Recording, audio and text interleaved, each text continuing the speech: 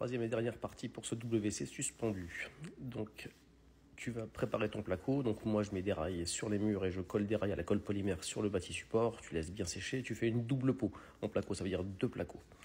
Là, j'ai un carrelage 120-120 à découper. Donc, je vais de l'ajuster avec tous les trous pour l'alimentation, l'évacuation. Je prends tous mes repères.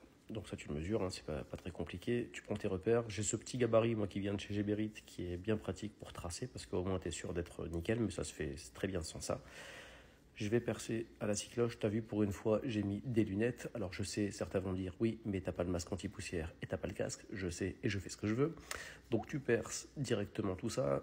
Tu coupes le trou de l'évacuation. Lui je le fais à la meuleuse parce que c'est un peu plus gros et j'ai pas des scies cloches qui sont adaptées.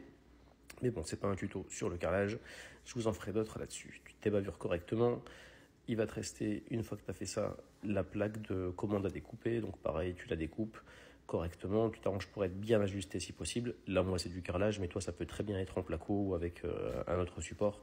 Mais c'est pareil, le boulot est le même, il faudra que tu fasses tes découpes.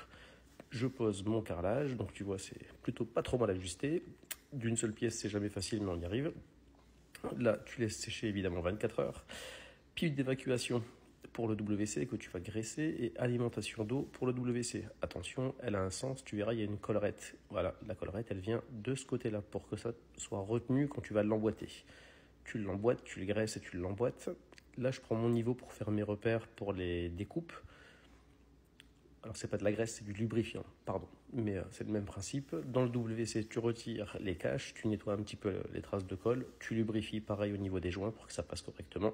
Tu installes ta pipe et ton alimentation, tu reprends ton niveau, tu refais tes repères. Comme ça, au moins, tu sais ce qu'il y a à couper. La différence entre les deux, ce morceau-là, c'est celui que je vais devoir retirer, en fait.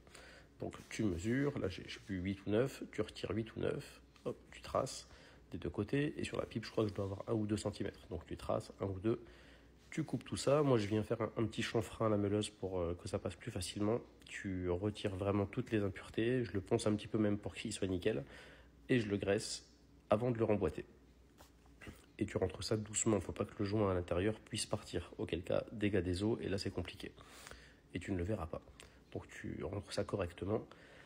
Ce type de support, il y a 2 types de supports pour les WC. C'est soit tu as ça qui est un peu plus compliqué à installer, soit tu as un support avec des tissus filetés qui dépassent et des écrous rondelles à mettre. Là c'est comme ça, donc je règle les 2 tiges en m'arrangeant, en faisant en sorte que les vis pointeaux soient sur les côtés. Tu mets tes cartons au sol pour pas casser la céramique, tu présentes ton WC pareil, délicatement, et tu viens le mettre en place. Tu fais le serrage des 2 côtés, tu serres correctement, mais pas non plus comme un fou, il ne faut pas casser la céramique. Tu rectifies l'aplomb, le niveau si besoin, donc je rectifie un petit peu.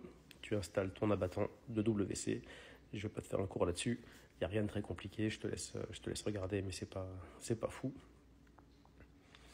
N'hésite pas à me dire en commentaire si tu veux d'autres vidéos de ce type, je peux t'en faire sur différentes choses, et dis-moi ce que tu veux. La plaque de finition, tu installes ta plaque, c'est pareil, c'est pas bien compliqué. Tu as les 2 petits tétons à mettre à l'intérieur, mais tu as une butée, donc tu peux pas te tromper. Tu remets ta plaque de finition par le bas et enclenché vers le haut, et voilà le résultat. Dis-moi ce que t'en penses. À bientôt. Ciao.